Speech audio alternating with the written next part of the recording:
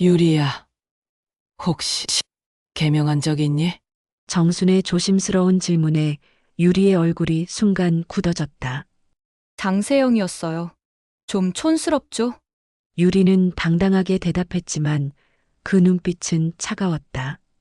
정수는 30년 전 자신이 체포한 연쇄살인범의 딸 이름이 바로 장세영이었다는 걸 기억해냈다. 그 이름 어디서 많이 들어본 것 같은데. 정순이 일부러 기억나지 않는 척 했을 때 유리는 소름 끼치는 미소를 지으며 말했다. 그럴 리가요. 흔한 이름도 아닌데요. 오늘 들려드릴 이야기는 30년 전 한 사건으로 얽힌 시어머니와 며느리의 충격적인 진실입니다. 이야기가 마음에 드셨다면 구독과 좋아요 부탁드리고 다음 에피소드도 기대해 주세요. 이른 봄 아침 서울 관악구의 오래된 연립주택가에 따뜻한 햇살이 비치고 있었습니다. 재건축이 늦어져 세월의 흔적을 고스란히 간직한 건물들 사이로 한정순이 보자기를 들고 천천히 걸어가고 있었어요. 74세의 그녀 얼굴엔 아들과 며느리를 만날 기대감이 가득했습니다. 오늘도 지훈이 좋아하는 떡볶이 싸왔는데 유리도 좋아할까? 정수는 분식집에서 정성스럽게 준비한 음식들을 생각하며 발걸음을 재촉했어요. 떡볶이, 김말이, 오징어 튀김까지 아들 부부가 좋아하는 메뉴들로 가득 채운 보자기는 제법 무거웠지만 마음만큼은 가벼웠습니다. 정순의 하루는 새벽 5시에 시작됩니다.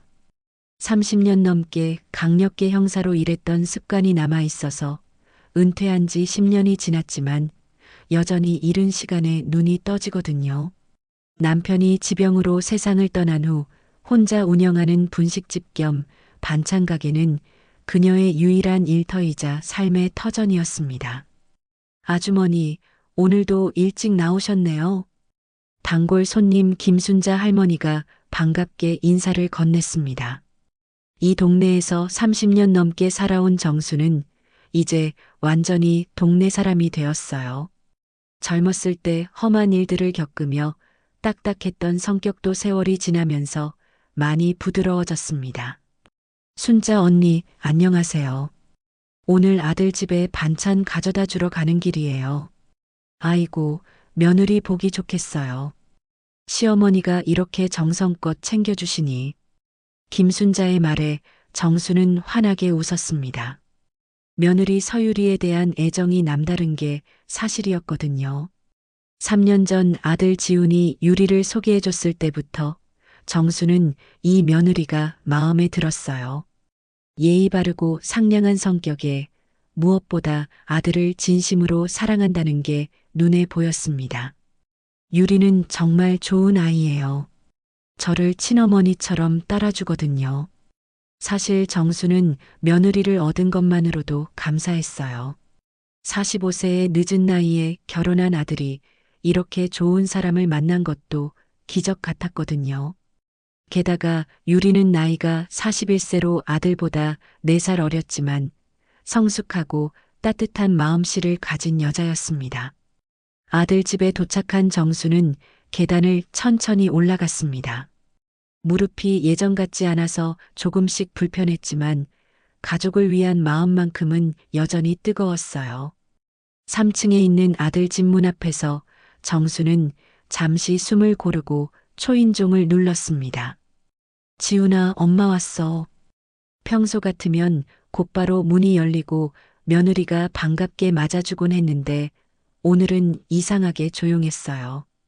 정수는 다시 초인종을 눌렀습니다.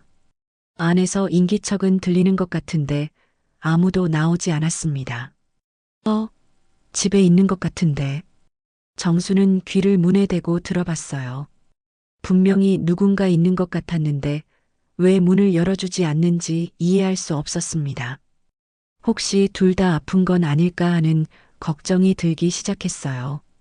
지훈아, 유리야, 괜찮아?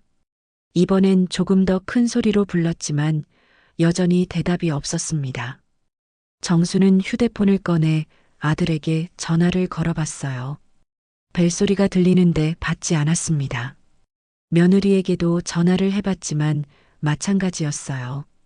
30년 넘게 형사로 일하며 단련된 직감이 작동하기 시작했습니다. 뭔가 평소와 다른 분위기였어요. 하지만 곧 고개를 저었습니다. 혹시 부부가 깊은 잠에 빠져 있거나 아니면 무슨 일로 외출했을 수도 있다고 생각했거든요. 그래, 나중에 다시 연락해보자. 정수는 보자기를 문 앞에 살짝 놓고 메모를 하나 써서 문에 붙였습니다. 엄마가 반찬 가져왔어. 나중에 연락해라고 적힌 쪽지였어요. 그리고 천천히 계단을 내려가며 집으로 돌아갔습니다. 하지만 그날 이후로 이상한 일들이 계속 일어났어요. 평소 일주일에 두세 번은 안부를 묻던 아들이 연락을 하지 않았습니다. 며느리도 마찬가지였어요. 정순이 먼저 전화를 걸어도 받지 않거나 받더라도 대화가 어색했습니다. 며느리 유리는 항상 정이 많던 아이였는데 갑자기 왜 이러지? 정수는 분식집 카운터에 앉아 라디오를 들으며 혼잣말을 했습니다. 오래된 수사 일기를 정리하는 취미가 있었는데 요즘은 그것조차 손에 잡히지 않았어요. 자꾸 아들 부부 생각만 나는 거였습니다. 뭔가 석연치 않은 상황이 계속되고 있었지만 정수는 그저 바쁜 일상 때문이라고 생각하려 했어요. 하지만 오랜 세월 형사로 일하며 기른 직감은 쉽게 사라지지 않았습니다. 마음 깊은 곳에서는 불안감이 점점 커져가고 있었거든요.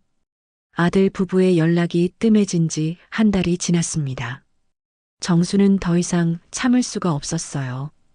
평소 같으면 이런 일로 깊이 파고들지 않았겠지만 30년 형사 생활이 만든 습관은 쉽게 사라지지 않았거든요.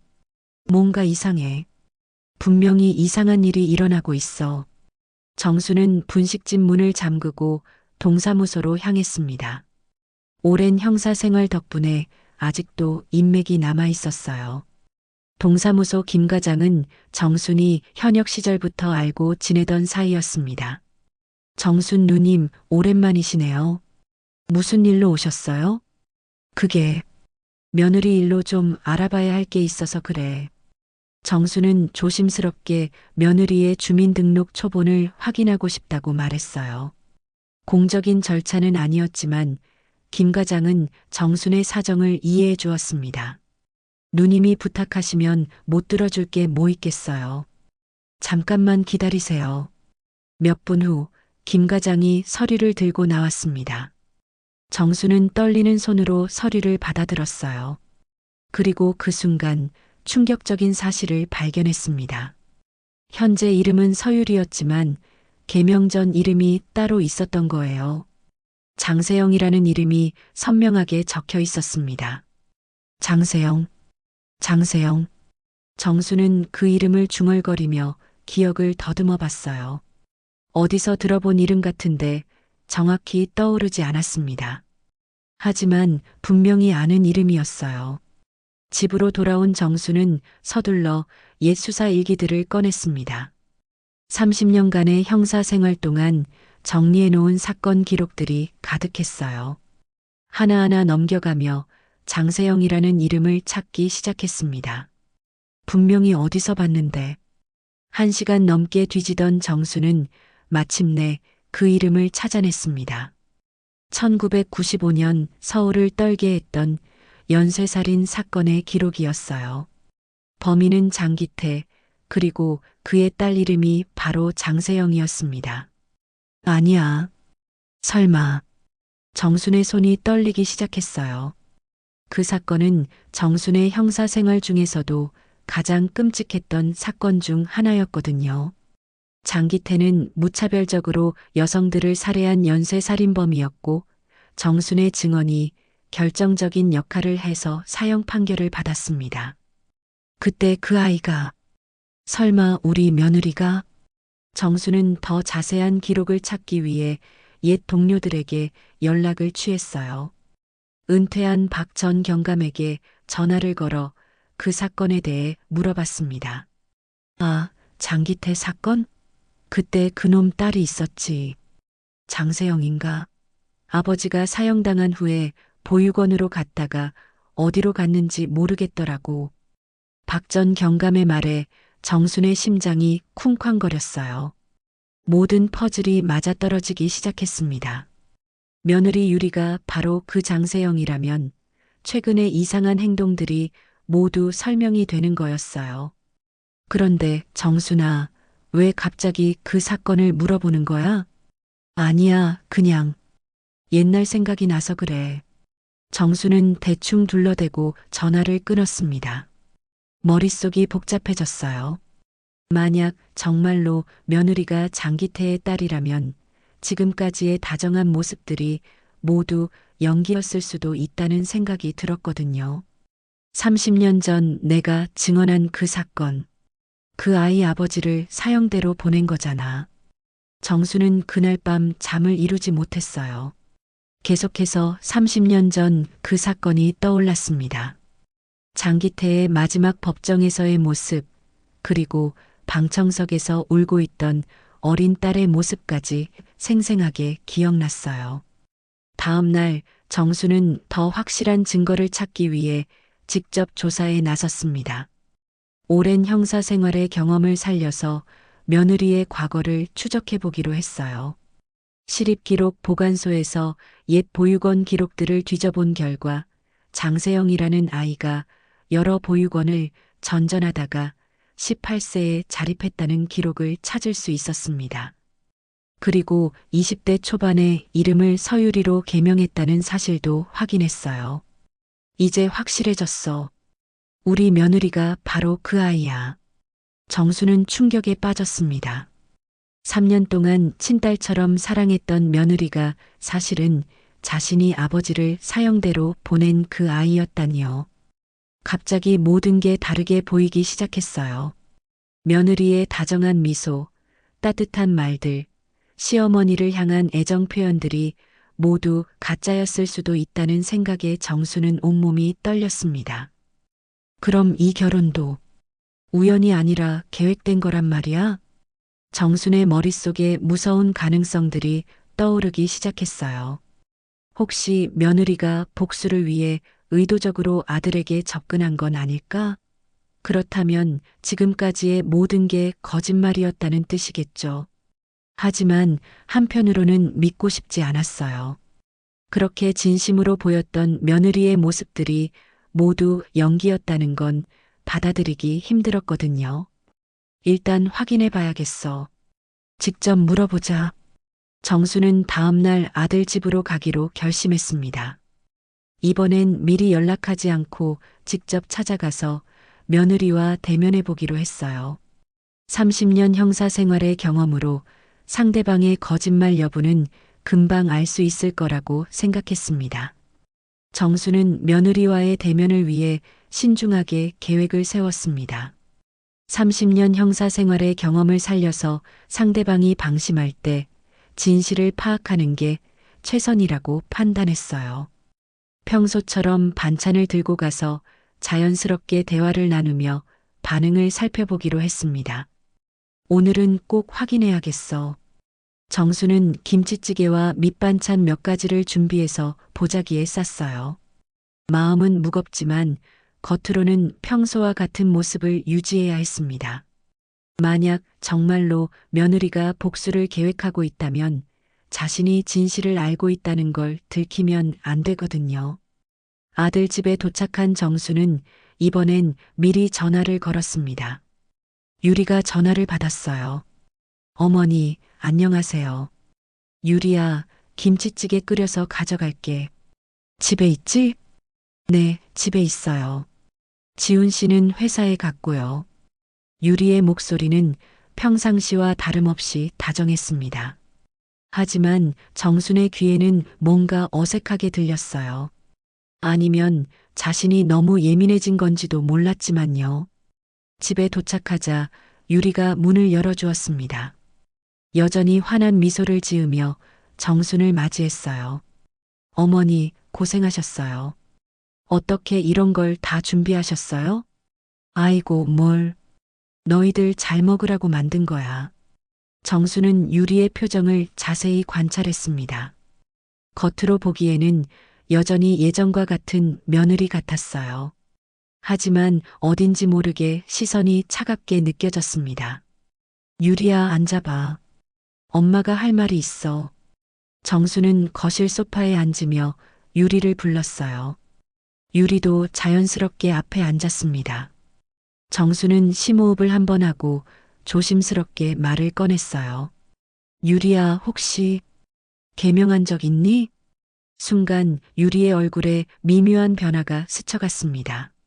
하지만 곧바로 평상시의 표정으로 돌아왔어요. 개명요?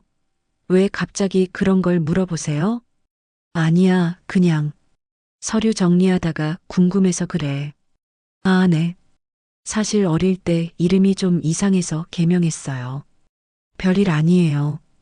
유리는 자연스럽게 대답했지만 정순의 눈에는 순간 경계하는 기색이 보였어요. 30년 형사 생활로 기른 관찰력이 작동하고 있었습니다. 그래, 전에는 뭐였는데? 장세영이었어요. 좀 촌스럽죠? 유리는 웃으며 대답했습니다. 하지만 그 웃음이 정순에게는 소름 끼치게 느껴졌어요. 자신의 정체를 숨기지 않고 당당하게 말하는 게 오히려 더 무서웠거든요. 장세영. 그 이름 어디서 많이 들어본 것 같은데. 정수는 일부러 기억나지 않는 척 연기했습니다.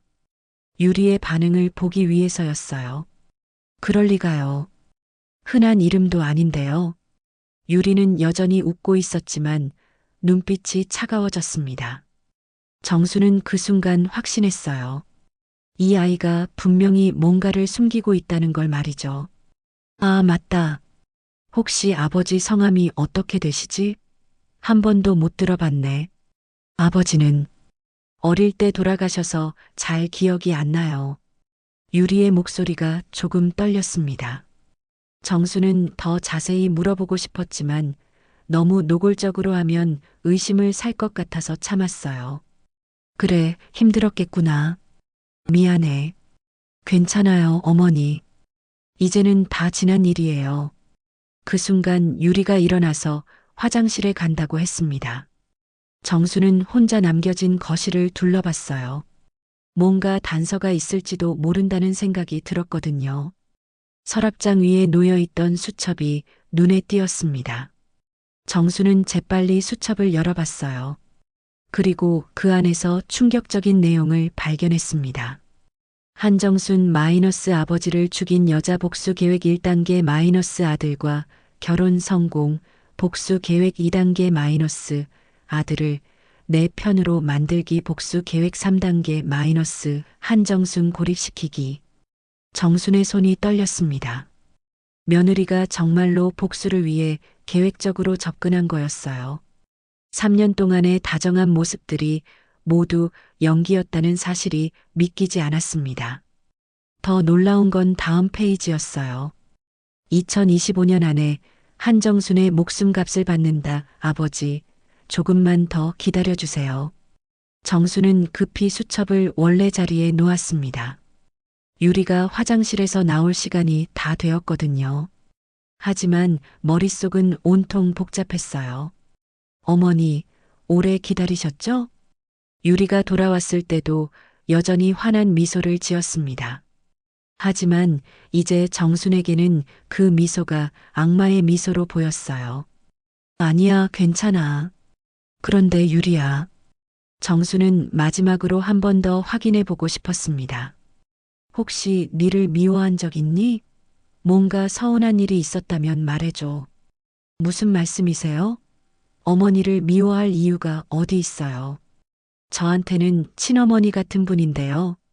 유리는 정순의 손을 잡으며 말했습니다. 하지만 그 손길이 차갑게 느껴졌어요. 정수는 그 순간 완전히 확신했습니다. 이 결혼이 처음부터 복수를 위한 계획이었다는 걸 말이죠. 그래, 엄마도 너를 딸같이 생각해. 정수는 억지로 미소를 지으며 대답했습니다. 하지만 마음속으로는 이미 계획을 세우고 있었어요. 어떻게든 아들을 보호하고 이 상황을 해결해야 한다고 생각했습니다. 집으로 돌아가는 길, 정순의 머릿속은 복잡했습니다. 30년 전 자신이 증언한 그 사건이 이렇게 되돌아올 줄은 꿈에도 몰랐어요. 그리고 무엇보다 아들이 위험에 처할 수도 있다는 생각에 불안했습니다. 정수는 며느리의 복수 계획을 확인한 후 잠 못 이루는 밤을 보냈습니다. 아들을 어떻게든 보호해야 한다는 생각뿐이었어요. 하지만 섣불리 행동했다가는 오히려 상황이 더 악화될 수도 있었습니다. 일단 지훈이에게 알려야겠어. 다음 날 아침 정수는 아들에게 전화를 걸었습니다. 평소보다 일찍 전화해서 지훈이 놀라는 것 같았어요. 엄마, 무슨 일이세요? 이른 시간에. 지훈아, 엄마가 할 말이 있어. 시간 될 때 혼자 나와서 만날 수 있을까? 혼자요? 왜요? 유리도 같이 가면 안 되나요? 아들의 반응에서 이미 며느리의 영향력을 느낄 수 있었습니다. 예전 같으면 어머니가 부르면 별다른 질문 없이 나왔을 텐데, 이제는 며느리 눈치를 보고 있었어요. 응, 엄마랑 둘이서만 얘기할 일이 있어서 그래.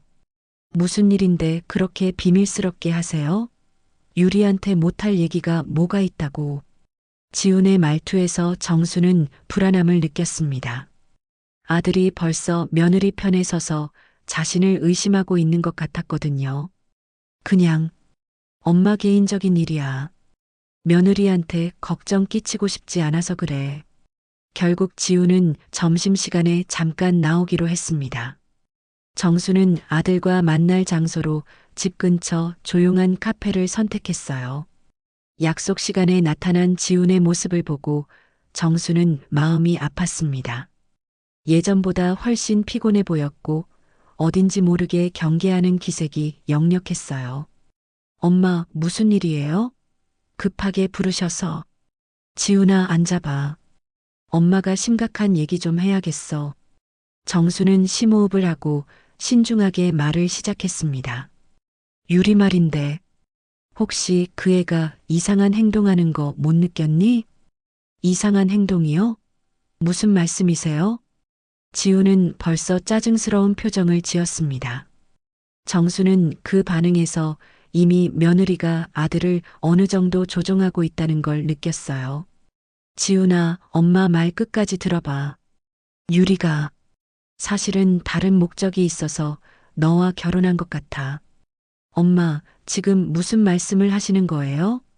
지훈의 목소리가 높아졌습니다. 정수는 어떻게 설명해야 할지 고민했어요. 30년 전 사건 얘기를 하면 믿을까 싶었거든요. 유리의 본명이 장세영이야. 그리고 그의 아버지는. 엄마, 그만하세요. 지훈이 갑자기 소리를 질렀습니다. 카페 안에 다른 손님들이 돌아볼 정도였어요. 내 아내를 뭘로 보시는 거예요? 감시까지 해가면서 신상을 캐내시고. 지훈아, 엄마가 왜 이런 소리를 하겠니? 정말 심각한 상황이야. 심각한 건 엄마예요. 며느리를 의심하고 뒷조사까지 하시고. 이게 정상인가요? 지훈의 반응이 예상보다 훨씬 강했습니다. 정수는 며느리가 이미 아들에게 무슨 말을 했을 거라고 추측했어요. 지훈아, 혹시 유리가 엄마에 대해서 안 좋은 얘기 한 적 있니? 안 좋은 얘기요? 오히려 유리는 항상 어머니 좋은 말만 해요. 그런데 정작 어머니는 뭐 하시는 거예요? 그 말에 정수는 더욱 확신했습니다. 며느리가 겉으로는 시어머니를 칭찬하면서도 은근히 아들의 마음을 돌리고 있다는 걸 말이죠. 그 애가 혹시 엄마의 과거 일에 대해서 물어본 적 있니? 형사 시절 얘기 같은 거 있어요. 그런데 그게 뭐가 이상해요? 시어머니 과거에 관심 갖는 게 잘못인가요? 지훈의 대답에 정수는 소름이 돋았습니다. 며느리가 이미 정보 수집을 끝낸 상태라는 뜻이었거든요. 지훈아, 엄마가 30년 전에 담당했던 사건이 있어. 연쇄살인 사건인데. 엄마, 정말 그만하세요. 지훈이 다시 큰 소리를 냈습니다. 이번에는 정말로 화가 난 것 같았어요. 내가 왜 그런 옛날 얘기를 들어야 해요? 그리고 그게 유리랑 무슨 상관이 있다고. 그 사건의 범인 딸이 바로 유리야. 정수는 결국 직설적으로 말했습니다. 지훈의 얼굴이 순간 굳어졌어요. 엄마, 지금 미치신 거예요? 그런 말도 안 되는 소리를. 지훈아, 엄마가 거짓말할 이유가 뭐가 있겠니? 정말로 위험한 상황이야. 하지만 지훈은 전혀 믿으려 하지 않았습니다. 오히려 정순을 이상한 사람 취급하기 시작했어요. 엄마는 언제부터 이렇게 의심 많아지셨어요? 예전에도 이런 식으로 사람들 의심하셨나요? 그 말에 정수는 가슴이 찢어지는 것 같았습니다. 자신의 아들이 이렇게 말하다니요. 지훈아. 아니에요, 엄마. 유리는 그런 사람 아니에요. 3년 동안 저랑 살면서 제가 모를 리가 있겠어요? 지훈은 일어서며 말했습니다. 이제 그만 돌아가세요. 그리고 다시는 내 아내에 대해서 이런 말 하지 마세요. 지훈아, 엄마 말 좀 들어봐. 하지만 지훈은 카페를 나가버렸습니다. 정수는 혼자 남겨져서 망연자실했어요. 아들까지 잃을 수도 있다는 생각에 눈물이 났습니다. 집으로 돌아온 정수는 옛 수사 기록들을 다시 꺼내봤습니다. 혹시 놓친 부분이 있을지도 모른다는 생각에서였어요. 그런데 기록을 자세히 살펴보던 중 이상한 점을 발견했습니다. 세 번째 피해자의 사망 시간이 자신의 기억과 다르게 기록되어 있었어요. 분명히 오후 3시경이었는데 기록에는 오후 5시로 되어 있었습니다. 이상해. 분명히 3시였는데. 정수는 더 자세히 기록을 살펴봤습니다. 그러자 더욱 충격적인 사실을 발견했어요. 자신이 증언한 내용과 실제 기록된 내용 사이에 여러 차이점들이 있었던 거예요. 혹시 내가 잘못 증언한 건 아닐까? 정순의 머릿속에 끔찍한 가능성이 떠올랐습니다. 만약 자신의 증언에 오류가 있었다면 장기태가 억울하게 사형당했을 수도 있다는 것이었어요. 아니야. 그럴 리가 없어. 하지만 의심은 점점 커져갔습니다. 30년 전 그 사건에 대해 다시 한번 철저하게 조사해 봐야겠다고 생각했어요. 정수는 30년 전 사건 기록의 이상한 점들을 발견한 후 며칠 동안 잠을 이루지 못했습니다. 자신의 증언에 오류가 있었을 가능성이 계속 머릿속을 맴돌았어요. 만약 정말로 장기태가 억울하게 죽었다면 며느리의 복수가 정당한 것일 수도 있다는 생각이 들었거든요. 아니야, 그럴 리가 없어. 내가 그때 분명히 봤는데. 하지만 확신은 점점 흔들렸습니다. 정수는 더 정확한 사실을 확인하기 위해 당시 사건을 함께 수사했던 동료들을 찾아가기로 했어요. 그런데 아들과의 갈등 이후로 며느리의 행동이 더욱 대담해졌습니다. 유리는 정순이 진실을 알고 있다는 걸 확신한 듯 더 이상 연기를 하지 않기 시작했어요. 어느 날 저녁 정순이 분식집을 정리하고 있을 때 유리가 불쑥 나타났습니다. 평소와 달리 차갑고 서늘한 표정으로 말이죠. 어머니, 안녕하세요. 유리야, 이 시간에 왜 혼자 왔니? 할 말이 있어서요. 이제 그만 연기하고 싶어서 왔어요. 유리의 말에 정순의 심장이 쿵쾅거렸습니다. 드디어 본색을 드러내는 순간이 온 거였어요. 무슨 연기 얘기야? 3년 동안 착한 며느리 연기하는 거 정말 힘들었거든요. 특히 어머니 앞에서 웃는 게 제일 힘들었어요. 유리는 의자에 앉으며 냉소적인 미소를 지었습니다. 그 모습은 정순이 알던 다정한 며느리와는 완전히 다른 사람이었어요. 너, 정말로 그때 그 아이구나. 네, 장기태의 딸 장세영이에요. 어머니가 사형대로 보낸 그 사람의 딸 말이에요. 유리는 더 이상 숨기지 않았습니다. 오히려 당당하게 자신의 정체를 밝혔어요.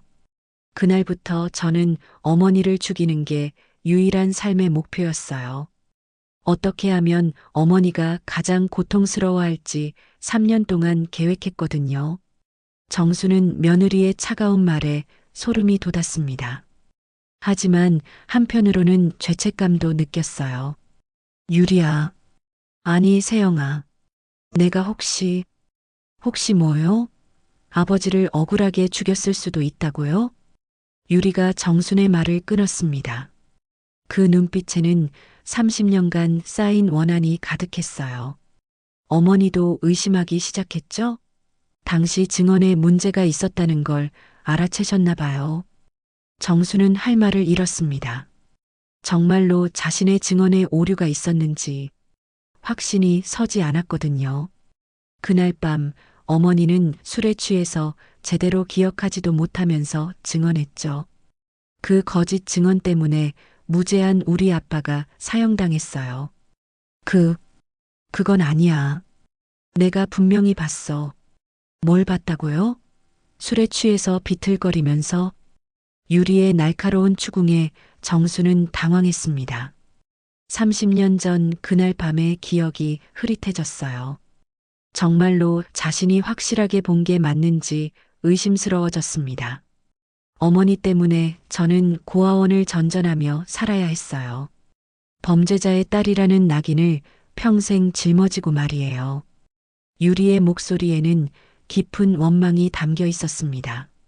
정수는 그 말을 들으며 가슴이 찢어지는 것 같았어요. 지훈이는 무슨 죄가 있다고. 지훈 씨는 죄가 없죠. 하지만 어머니가 가장 아끼는 아들을 이용해서 복수하는 게 가장 효과적이라고 생각했어요. 유리는 잔인한 미소를 지으며 말했습니다. 이제부터 어머니는 서서히 모든 걸 잃게 될 거예요. 아들도 건강도 그리고 마지막엔 목숨까지도. 너 설마. 정순이 말을 채 끝내기도 전에 유리가 보온병을 꺼냈습니다. 어머니, 제가 끓인 미역국이에요. 맛있게 드세요. 미역국을? 정수는 보온병을 받아들면서도 불안했습니다. 유리의 표정이 너무 음산했거든요. 어머니가 좋아하신다고 지훈 씨가 그랬거든요. 특별한 재료를 넣어서 끓였어요. 유리는 국을 그릇에 따라 주었습니다. 정수는 그 국을 보면서 뭔가 이상하다는 느낌을 받았어요. 색깔도 평소와 달랐고 냄새도 묘했습니다. 특별한 재료가 뭐니? 비밀이에요. 어머니 몸에 좋은 거니까 걱정 마세요. 유리의 말에는 아기가 가득했습니다. 정수는 이 국을 마시면 안 된다는 직감이 들었어요. 하지만 유리가 지켜보고 있어서 거절하기 어려웠습니다. 빨리 드세요. 식으면 맛이 없어져요. 유리가 재촉했습니다. 정수는 어쩔 수 없이 국을 한 입 떠먹었어요. 그런데 맛이 이상했습니다. 뭔가 쓴맛이 났거든요. 맛이 좀 이상한데. 그래요? 저는 괜찮던데. 어머니 입맛이 변하신 것 같네요. 유리는 태연하게 말했습니다. 정수는 더 이상 마시고 싶지 않았지만 의심받지 않기 위해 조금씩 더 마셨어요. 그런데 국을 마신 지 얼마 되지 않아 어지러움이 몰려왔습니다. 눈앞이 흐려지고 몸에 힘이 빠지기 시작했어요. 유리야, 이 국에 뭘 넣은 거니? 수면 유도제요. 어머니가 푹 주무실 수 있도록 도와드린 거예요. 유리는 이제 완전히 본색을 드러냈습니다. 정수는 의식이 흐려지면서 쓰러졌어요. 이제부터 시작이에요, 어머니. 우리 아빠가 당한 것처럼 천천히, 아주 천천히 죽어가는 거예요. 유리의 목소리가 점점 멀어져 갔습니다. 정수는 의식을 잃기 전 마지막으로 아들 걱정을 했어요. 지훈이는 아직도 며느리가 어떤 사람인지 모르고 있을 테니까요. 다음 날 지훈이 어머니를 찾아왔을 때 정수는 침대에 누워 있었습니다. 유리는 정순이 갑자기 쓰러져서 집으로 모셔왔다고 거짓말했어요. 어머니가 요즘 스트레스를 많이 받으신 것 같아요. 병원에 가자고 해도 싫다고 하시고 유리의 연기는 완벽했습니다. 지우는 며느리의 말을 완전히 믿었어요. 오히려 어머니를 돌봐주는 유리에게 고마워했습니다. 정수는 깨어났지만 몸에 힘이 없었어요. 유리가 무언가를 계속 먹이고 있다는 걸 알았지만 아들 앞에서는 말할 수 없었습니다. 지훈이 자신의 말을 믿지 않을 게 뻔했거든요. 정순이 쓰러진 후 일주일이 지났습니다. 유리는 매일같이 정순을 돌본다는 명목으로 찾아와서 독이 든 음식을 먹였어요. 정순은 점점 쇠약해져 갔지만 아들 앞에서는 아무 말도 할 수 없었습니다. 어머니, 오늘은 몸이 좀 어떠세요? 유리가 다정한 목소리로 물어봤지만 그 눈빛은 차가웠어요. 정수는 겨우 고개를 끄덕였습니다. 말을 하려고 해도 혀가 굳어서 제대로 나오지 않았거든요. 지훈 씨, 어머니 상태가 많이 안 좋아지신 것 같아요. 병원에 가봐야 하는 거 아닐까요? 유리는 걱정스러운 표정을 지으며 지훈에게 말했습니다. 하지만 정수는 알고 있었어요. 유리가 자신을 병원에 보내서 더 확실하게 독살하려는 계획이라는 걸 말이죠. 그래, 내일 병원 예약 잡을게. 유리야, 정말 고마워. 내가 이렇게 엄마를 돌봐주지 않았으면 어쩔 뻔했어. 지우는 유리의 손을 잡으며 감사 인사를 했습니다. 정수는 그 모습을 보며 가슴이 터질 것 같았어요. 아들이 자신을 죽이려는 사람에게 감사하고 있다니요. 당연한 일이에요. 시어머니인데요. 유리는 환한 미소를 지었지만 정순만은 그 미소 뒤에 숨겨진 악의를 느낄 수 있었습니다. 그날 밤 지훈이 돌아간 후 유리는 정순 옆에 앉았어요. 이제는 아예 가면을 벗고 본색을 드러냈습니다. 어머니, 기분이 어떠세요? 우리 아빠가 사형당하기 전에 느꼈던 기분이 이런 거였을까요? 유리의 목소리에는 잔인함이 가득했습니다. 정수는 대답하고 싶었지만 입이 잘 움직이지 않았어요. 아빠는 마지막까지 자신이 무죄라고 주장했어요. 하지만 아무도 믿어주지 않았죠. 어머니의 거짓 증언 때문에 말이에요. 정수는 간신히 입을 열었습니다. 내가 정말로 잘못했다면요? 확신이 안 서세요? 유리가 비웃었습니다. 그럼 제가 알려드릴게요. 30년 전 그날 밤 어머니는 동료들과 술을 마시고 있었어요. 그런데 갑자기 사건 현장에 출동하게 됐죠. 정수는 유리의 말을 들으며 그날 밤을 떠올려 봤어요. 확실히 술을 마시고 있었던 기억이 났습니다. 어머니는 술에 취한 상태에서 목격자 진술을 받았어요. 그리고 그 진술을 바탕으로 증언했죠. 하지만 그 목격자는 거짓말을 하고 있었어요. 무슨 말이야. 진짜 범인은 따로 있었어요. 어머니 동료였던 이 형사였죠. 그 사람이 모든 걸 우리 아빠에게 뒤집어 씌운 거예요. 유리의 말에 정수는 충격을 받았습니다. 이 형사는 당시 사건을 함께 수사했던 동료였어요. 이 형사는 사건 해결 후 승진하고 나중에 해외로 이민 갔어요. 깨끗하게 도망친 거죠. 정수는 이제야 모든 퍼즐이 맞춰지는 것 같았어요. 자신이 증언한 시간과 실제 기록이 다른 이유도 수사 과정에서 느꼈던 이상한 점들도 모두 설명이 됐습니다. 그럼 내가 정말로 어머니가 무죄한 사람을 사형대로 보낸 거예요. 그리고 그 딸인 저를 고아로 만든 거고요. 유리의 목소리에는 30년간 쌓인 원한이 담겨 있었습니다. 정수는 죄책감에 눈물이 났어요. 미안해.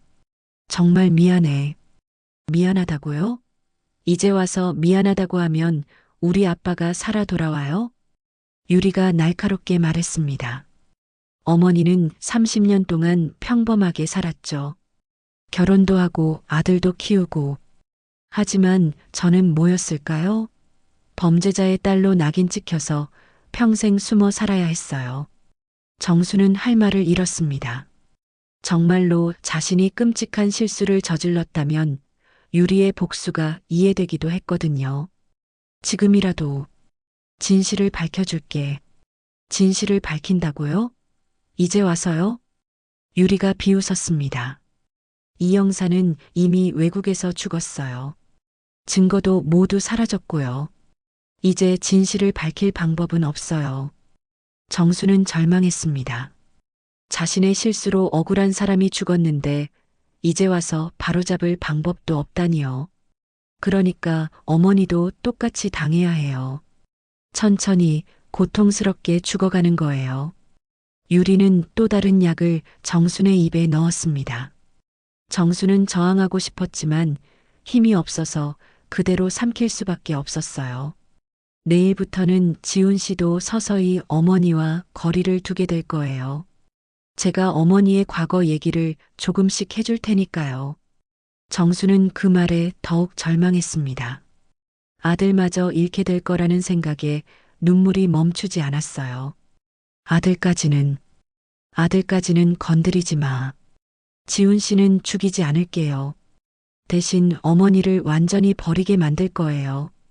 그게 더 고통스러울 테니까요. 유리의 잔인한 계획을 들으며 정수는 정신이 아찔해졌습니다. 죽는 것보다 아들을 잃는 게 더 무서웠거든요. 다음 날 지훈이 와서 어머니를 병원에 데려가려고 했을 때 정수는 필사적으로 저항했습니다. 병원에 가면 유리가 더 쉽게 자신을 해칠 수 있을 거라고 생각했거든요. 엄마, 왜 이러세요? 몸이 아픈데 병원에 가야죠. 하지만 정수는 제대로 말을 할 수 없었어요. 유리가 먹인 약 때문에 혀가 굳어 있었습니다. 어머니, 병원에 가셔야 해요. 제가 모시고 갈게요. 유리가 다정하게 말했지만 정순에게는 사형 선고처럼 들렸습니다. 결국 정수는 유리와 지훈에 의해 병원으로 끌려갔어요. 병원에서도 유리는 완벽한 며느리 연기를 계속했습니다. 의사 앞에서는 시어머니를 걱정하는 효부의 모습을 보였어요. 정수는 진실을 말하고 싶었지만 약 때문에 말이 어눌해서 의사도 정순의 말을 제대로 알아듣지 못했습니다.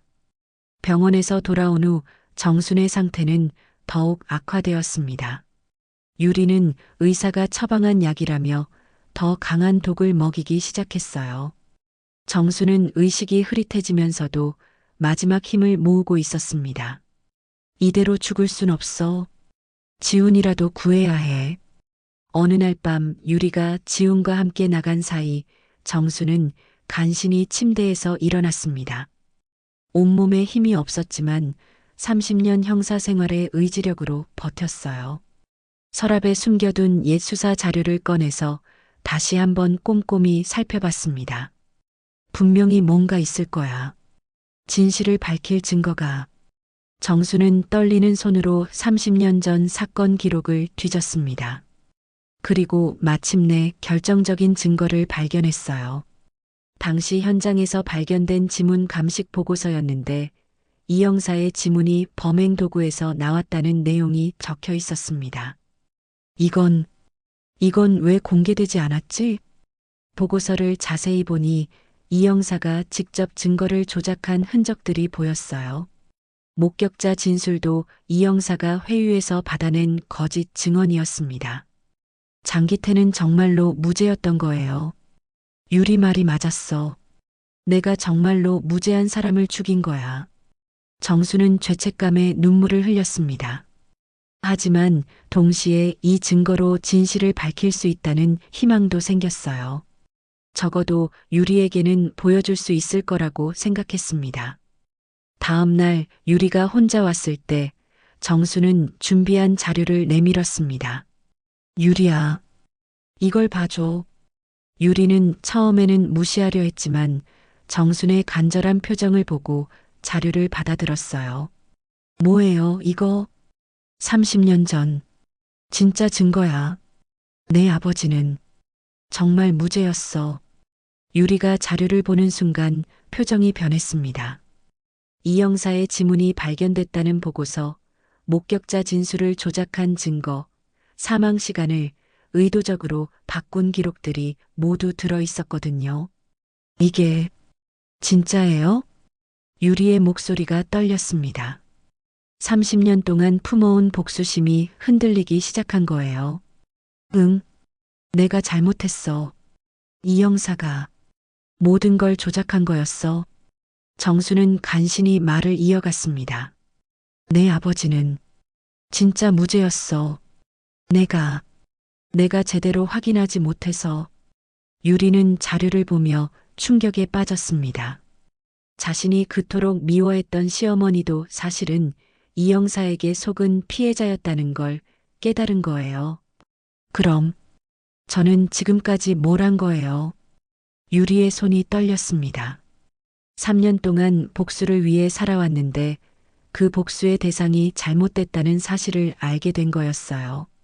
유리야, 너도 피해자야. 우리 둘 다 이 형사에게 당한 거야. 정수는 유리의 손을 잡으며 말했습니다. 그 순간 유리의 눈에서 눈물이 흘러내렸어요. 어머니, 저는 어떻게 해야 해요? 이제라도 그만두자. 복수는 또 다른 피해자만 만들 뿐이야. 정순의 말에 유리는 무너져 내렸습니다. 30년간 자신을 지배해온 복수심이 한순간에 무의미해진 거였어요. 저는 어머니를 죽이려고 했어요. 독까지 먹였는데 괜찮아. 아직 늦지 않았어. 진실을 알았으니까. 정수는 유리를 품에 안았습니다. 그 순간 유리는 어린 시절 잃어버린 아버지에 대한 그리움과 30년간 쌓인 외로움을 한꺼번에 쏟아내며 울었어요. 어머니, 미안해요.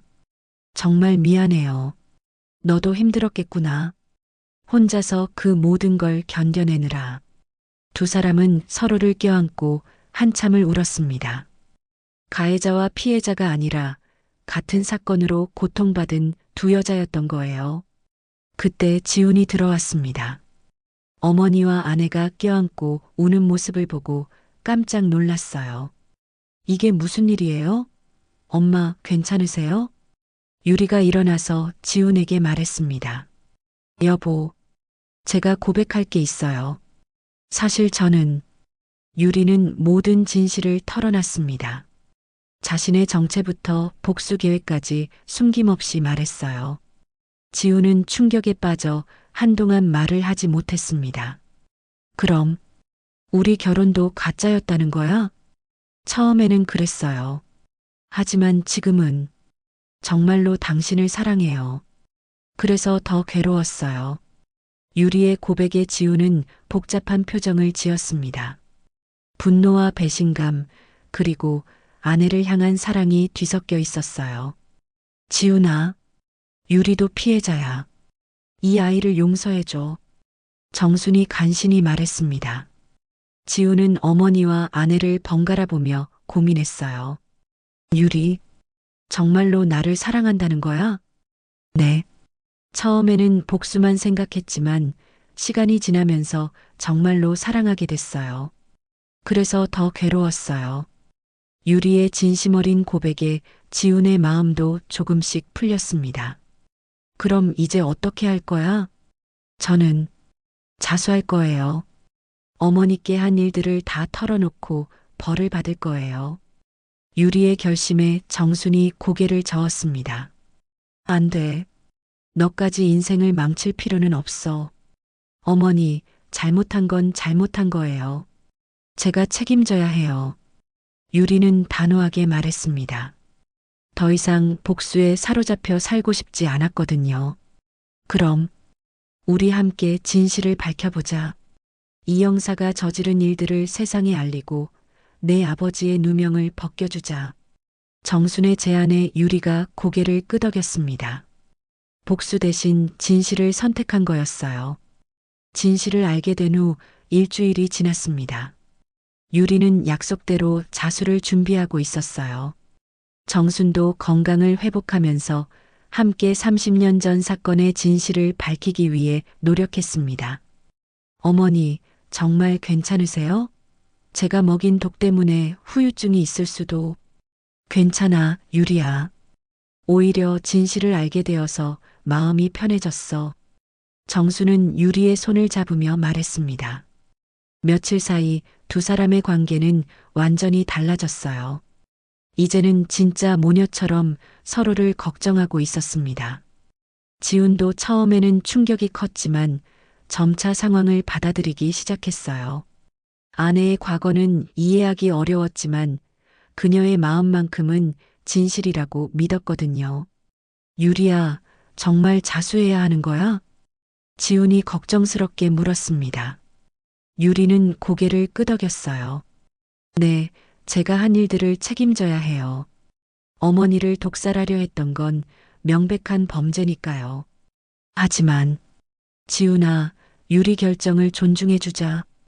이 아이도 이제 새로운 삶을 시작하고 싶을 거야. 정순이 아들을 말렸습니다. 유리가 진정한 자유를 얻으려면 과거와 완전히 정리해야 한다고 생각했거든요. 자수하기 전날 유리는 정순에게 마지막 부탁을 했습니다. 어머니, 제가 감옥에 있는 동안 아버지 무덤에 가서 진실을 말씀드려 주세요. 아버지가 무죄였다고, 이제야 모든 게 밝혀졌다고. 그래, 꼭 그럴게. 그리고 유리야. 정수는 잠시 말을 멈췄다가 계속했습니다. 내가 나올 때까지 기다릴게. 우리는 이제 진짜 가족이니까. 유리의 눈에서 눈물이 흘러내렸습니다. 30년 동안 그토록 원했던 가족의 따뜻함을 느끼고 있었거든요. 다음 날 유리는 경찰서에 자수했습니다. 정순과 지훈이 함께 동행했어요. 유리는 자신이 저지른 모든 일들을 상세하게 진술했습니다. 저는 시어머니에게 수면 유도제와 독성 물질을 지속적으로 투여했습니다. 복수 목적이었지만 그것이 잘못된 행동이었다는 걸 깨달았어요. 경찰은 유리의 진술을 받으면서도 30년 전 사건에 대한 새로운 증거들에 관심을 보였습니다. 정순이 제출한 자료들이 충분히 재조사할 가치가 있다고 판단했거든요. 이 형사는 이미 사망했지만 사건 재심은 가능할 것 같습니다. 피해자 유족이 신청하면 검토해 보겠습니다. 경찰의 말에 유리는 희망을 느꼈어요. 비록 늦었지만 아버지의 억울함을 풀어줄 수 있을 거라는 생각이 들었거든요. 유리는 결국 집행유예를 받았습니다. 자수한 점과 피해자인 정순이 강력하게 선처를 호언한 덕분이었어요. 하지만 유리는 스스로 사회봉사를 자원했습니다. 저는 고아원에서 봉사하고 싶어요. 저처럼 부모를 잃은 아이들을 도우면서 속죄하고 싶습니다. 법원에서 나온 후 세 사람은 조용한 식당에서 식사를 했습니다. 평범한 가족의 모습이었어요. 유리야, 이제 정말로 새 출발이구나. 네, 어머니. 이제는 진짜로 어머니 딸이 되고 싶어요. 유리의 말에 정수는 환하게 웃었습니다. 지훈도 마침내 편안한 표정을 지었어요.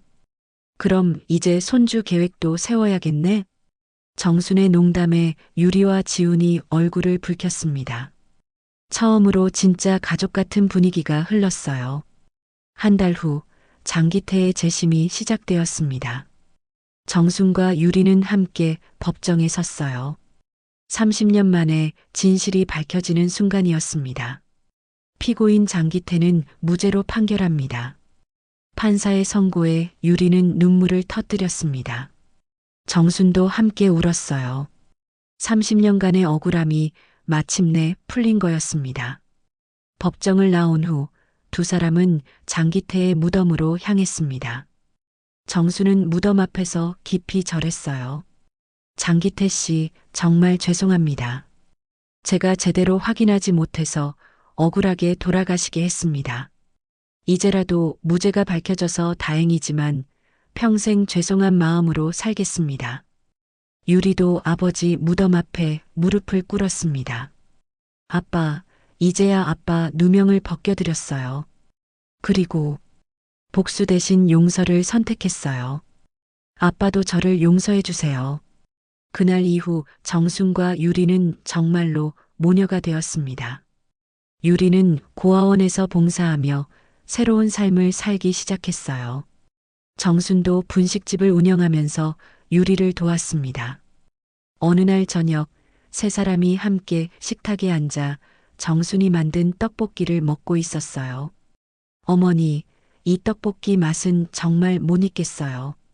처음 먹었을 때부터 계속 생각났거든요. 그래, 그럼 레시피 가르쳐 줄까? 네, 제가 고아원 아이들에게도 만들어주고 싶어요. 유리의 밝은 모습을 보며 정수는 흐뭇했습니다. 복수에 사로잡혀 살던 며느리가 이제는 남을 돕는 사람이 된 거였어요. 유리야, 고마워. 뭐가요? 날 용서해줘서, 그리고 우리 가족이 되어줘서, 저야말로 감사드려요. 저에게 진짜 가족을 만들어주셔서. 그날 밤 정수는 오래된 수사 일기에 마지막 기록을 남겼습니다. 복수는 또 다른 피해자를 낳는다. 하지만 용서와 진실은 모든 사람을 치유할 수 있다. 늦었지만 이제야 진정한 가족을 얻었다. 유리야, 고마워. 그리고 그 일기를 덮으며 정수는 평온한 미소를 지었습니다. 30년간의 무거운 짐을 내려놓고 진짜 행복을 찾은 거였어요. 창밖으로는 따뜻한 봄바람이 불고 있었습니다. 세 사람의 새로운 시작을 축복하는 것처럼 말이에요.